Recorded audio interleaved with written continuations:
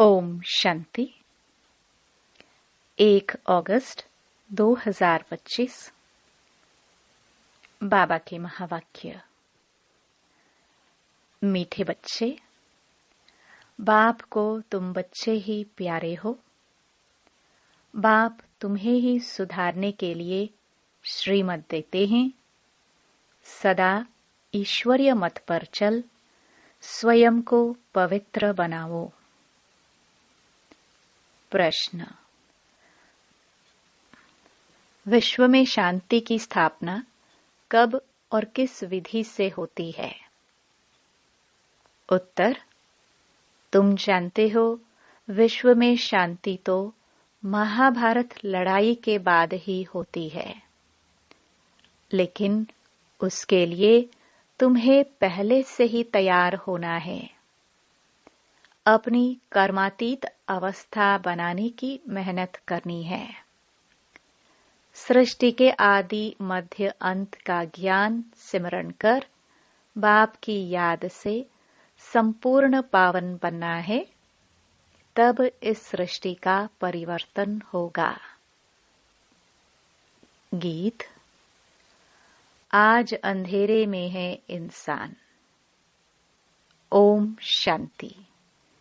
यह गीत है भक्ति मार्ग का गाया हुआ। कहते हैं हम अंधेरे में हैं, अब ज्ञान का तीसरा नेत्र दो। ज्ञान मांगते हैं ज्ञान सागर से। बाकी है अज्ञान। कहाँ जाता है? कलयुग में सब अज्ञान की आसुरी नींद में सोए हुए कुंभकर्ण हैं। बाप कहते हैं ज्ञान तो बहुत ही सिंपल है। भक्ति मार्ग में कितने वेद शास्त्र आदि पढ़ते हैं, हठ योग करते हैं, गुरु आदि करते हैं। अब उन सबको छोड़ना पड़ता है, क्योंकि वह कभी राजयोग सिखला ना सके। बाप ही तो राजाई देंगे, मनुष्य को दे ना सके। परंतु उसके लिए ही सन्यासी कहते हैं काग विष्टा समान सुख है, क्योंकि खुद घर बार छोड़ भागते हैं। यह ज्ञान सिवाय ज्ञान सागर बाप के और कोई दे न सके। यह राजयोग भगवान ही सिखलाते हैं। मनुष्य को पावन बना ना सके। पतित पावन एक ही बाप है। मनुष्य भक्ति मार्ग में कितना फंसे हुए हैं। जन्म जन्मांतर से भक्ति करते आए हैं, स्नान करने जाते हैं। ऐसे भी नहीं सिर्फ गंगा में स्नान करते हैं। जहां भी पानी का तालाब आदि देखेंगे तो उसको भी पतित पावन समझते हैं। यहाँ भी गौमुख है, झरने से पानी आता है। जैसे कुएं में पानी आता है तो उनको पतित पावनी गंगा थोड़ी कहेंगे।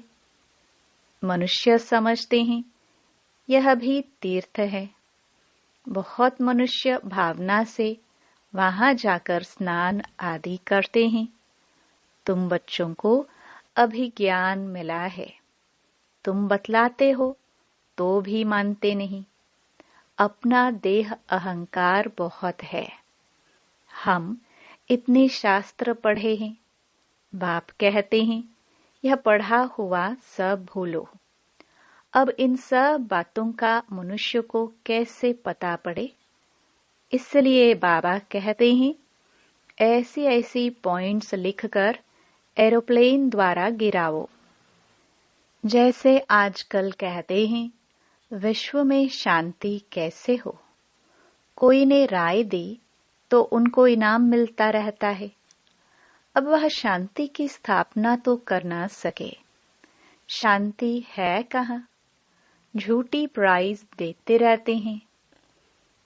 अब तुम जानते हो विश्व में शांति तो होती है लड़ाई के बाद। यह लड़ाई तो कोई भी समय लग सकती है। ऐसी तैयारी है, सिर्फ तुम बच्चों की ही देरी है।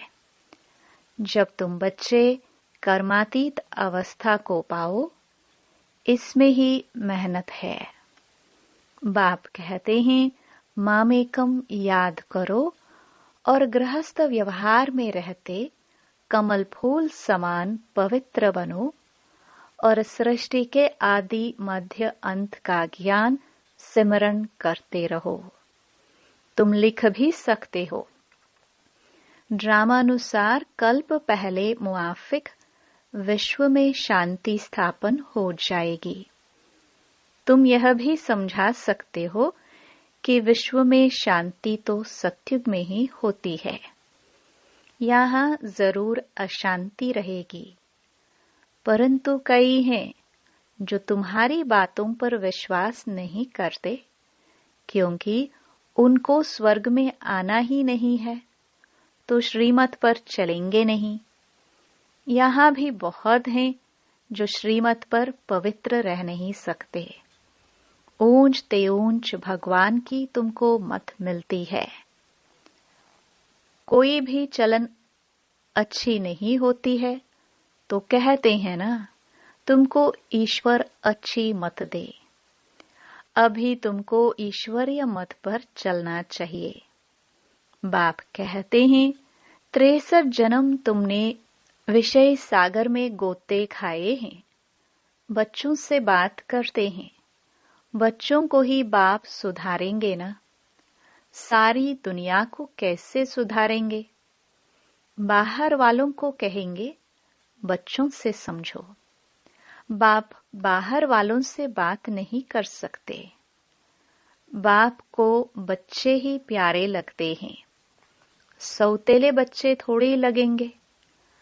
लौकिक बाप भी सपूत बच्चों को धन देते हैं। सब बच्चे समान तो नहीं होंगे। बाप भी कहते हैं, जो मेरे बनते हैं उन्हों को ही मैं वर्षा देता हूँ। जो मेरे नहीं बनते हैं वह हजम नहीं कर सकेंगे, श्रीमत पर चल नहीं सकेंगे। वह है भगत। बाबा के बहुत देखे हुए हैं। कोई बड़ा सन्यासी आता है तो बहुत उन्हों के फॉलोवर्स होते हैं। फंड चंदा इकट्ठा करते हैं, अपनी अपनी ताकत अनुसार फंड्स निकालते हैं। यहाँ बाप तो ऐसे नहीं कहेंगे, फंड्स इकट्ठा करो। नहीं, यहाँ तो जो बीज बोएंगे 21 जन्म उसका फल पाएंगे। मनुष्य दान करते हैं तो समझते हैं ईश्वर अर्थ हम करते हैं। ईश्वर समर्पणम कहते हैं, वा तो कहेंगे श्री कृष्ण समर्पणम। श्री कृष्ण का नाम क्यों लेते हैं?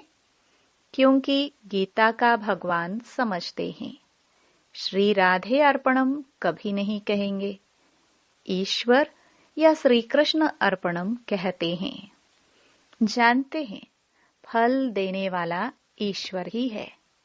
कोई साहूकार के घर में जन्म लेते हैं तो कहते हैं ना, आगे जन्म में बहुत दान पुण्य किए हैं तब यह बना है।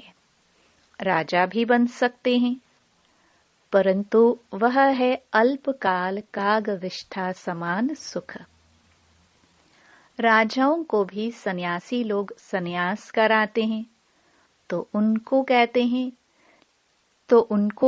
हैं स्त्री तो सर्पणी है, लेकिन द्रौपदी ने तो पुकारा है, दुशासन मुझे नंगन करते हैं। अब भी अबलाएं कितना पुकारती हैं, हमारी लाज रखो, बाबा यह हमको बहुत मारते हैं। कहते हैं विष दो नहीं तो खून करता हूं, बाबा इन बंधनों से छुड़ाओ। बाप कहते हैं बंधन तो कलास होने ही है, फिर 21 जन्म कभी नंगन नहीं होंगे, वहां विकार होता नहीं। इस मृत्यु लोक में यह अंतिम जन्म है, यह है ही विशियस वर्ल्ड। दूसरी बात, बाप समझाते हैं कि इस समय मनुष्य कितने बेसमझ बन गए हैं। जब कोई मरता है तो कहते हैं स्वर्ग पधारा, लेकिन स्वर्ग है कहाँ? यह तो नरक है। स्वर्गवासी हुआ तो जरूर नरक में था। परंतु किसको सीधा कहो तुम नरकवासी हो तो क्रोध में आकर बिगड़ पड़ेंगे। ऐसे ऐसे को तुमको लिखना चाहिए।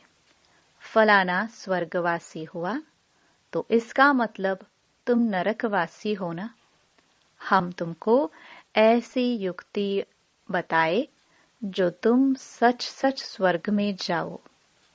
यह पुरानी दुनिया तो अब खत्म होनी है। अखबार में निकालो कि इस लड़ाई के बाद विश्व में शांति होनी है।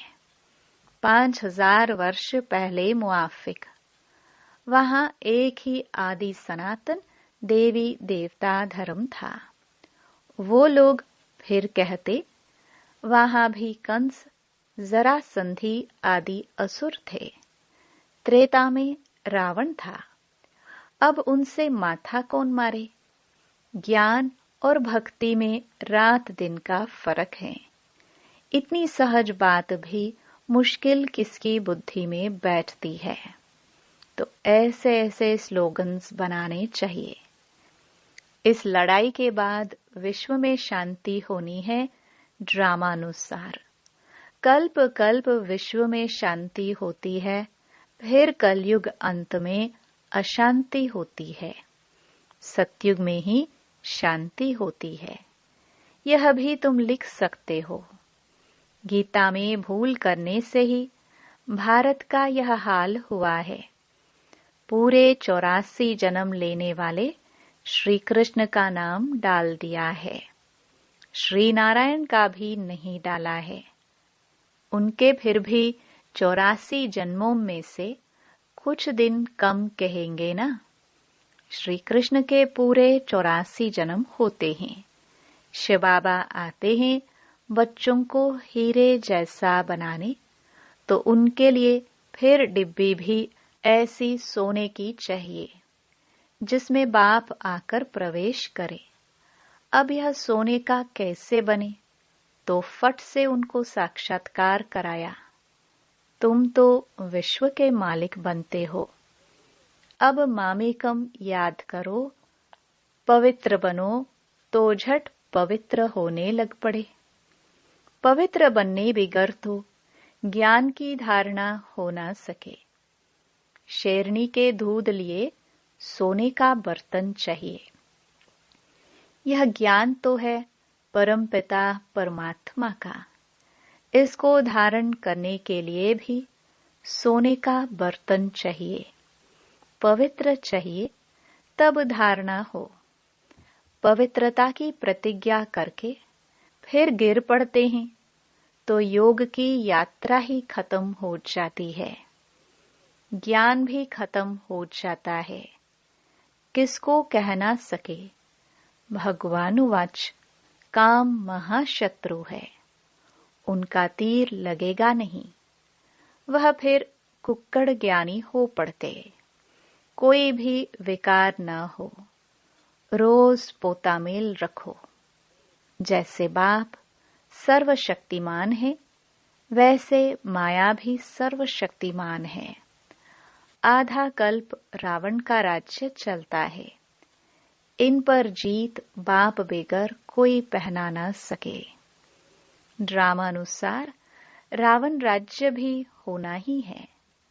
भारत की ही हार और जीत पर यह ड्रामा बना हुआ है। यह बाप तुम बच्चों को ही समझाते हैं। मुख्य है पवित्र होने की बात। बाप कहते हैं मैं आता ही हूँ पतितों को पावन बनाने। बाकी शास्त्रों में पांडव और कौरवों की लड़ाई, जुआ आदि बैठ दिखाए हैं। ऐसी बात हो कैसे सकती? राज्यों की पढ़ाई ऐसी होती है क्या? युद्ध के मैदान में गीता पाठशाला होती है क्या? कहाँ जन्म मरण रहित शिव बाबा, कहाँ पूरे 84 जन्म लेने वाला श्री कृष्ण। उनके ही अंतिम जन्म में बाप आकर प्रवेश करते हैं। कितना क्लियर है। गृहस्थ व्यवहार में रहते पवित्र भी बनना है। सन्यासी तो कहते हैं दोनों इकट्ठे रह पवित्र नहीं रह सकते। कहो तुमको तो कोई प्राप्ति नहीं, तो कैसे रहेंगे? यहाँ तो विश्व की बादशाही मिलती है। बाप कहते हैं मेरे खातिर कुल की लाज रखो। शिव बाबा कहते हैं इनके दाढ़ी की लाज रखो। यह एक अंतिम जन्म पवित्र रहो तो स्वर्ग के मालिक बनेंगे। अपने लिए ही मेहनत करते हैं, दूसरा कोई स्वर्ग में आ नहीं सकता। यह तुम्हारी राजधानी स्थापन हो रही है, इसमें सब चाहिए ना। वहां वजीर तो होते नहीं, राजाओं को राय की दरकार नहीं। पतित राजाओं को भी एक वजीर होता है। यहाँ तो देखो कितने मिनिस्टर्स हैं, आपस में लड़ते रहते हैं। बाप सभी झंझटों से छुड़ा देते हैं। 3000 वर्ष फिर कोई लड़ाई नहीं होगी, जेल आदि नहीं रहेगा, कोर्ट आदि कुछ नहीं होगा। वहां तो सुख ही सुख है। इसके लिए पुरुषार्थ करना है। मौत सिर पर खड़ा है। याद की यात्रा से विक्रमाजीत बनना है। तुम ही मैसेंजर्स हो जो सबको बाप का मैसेज देते हो कि मन मना भव। अच्छा, मीठे मीठे सिखिलदे बच्चों प्रति माता पिता बाप दादा का याद प्यार और गुड मॉर्निंग। रूहानी बाप की रूहानी बच्चों को नमस्ते। धारणा के लिए मुख्य सार। पहला, ज्ञान की धारणा करने के लिए पवित्र बन बुद्धि रूपी बर्तन को स्वच्छ बनाना है। सिर्फ कुक्कड़ ज्ञानी नहीं बनना है। दूसरा, डायरेक्ट बाप के आगे अपना सब कुछ अर्पण कर श्रीमत पर चलकर 21 जन्मों के लिए राजाई पद लेना है। वरदान, हर शक्ति को कार्य में लगाकर वृद्धि करने वाले श्रेष्ठ धनवान व समझदार भव। समझदार बच्चे हर शक्ति को कार्य में लगाने की विधि जानते हैं। जो जितना शक्तियों को कार्य में लगाते हैं, उतना उनकी वह शक्तियां वृद्धि को प्राप्त होती है। तो ऐसा ईश्वरीय बजट बनाओ जो विश्व की हर आत्मा आप द्वारा कुछ न कुछ प्राप्ति करके आपके गुणगान करे। सभी को कुछ न कुछ देना ही है, चाहे मुक्ति दो, चाहे जीवन मुक्ति दो। ईश्वरीय बजट बनाकर सर्व शक्तियों की बचत कर जमा करो और जमा हुई शक्ति द्वारा सर्व आत्माओं को भिखारीपन से, दुख अशांति से मुक्त करो। स्लोगन, शुद्ध संकल्पों को अपने जीवन का अनमोल खजाना बना लो तो मालामाल बन जाएंगे। मातेश्वरी जी के अनमोल महावाक्य। अब विक्रम बनाने की कंपटीशन नहीं करनी है। पहले पहले तो अपने पास यह एम अवश्य रखनी है कि हमको किसी भी रीति से अपने विकारों को वश करना है। तब ही ईश्वरीय सुख शांति में रह सकते हैं।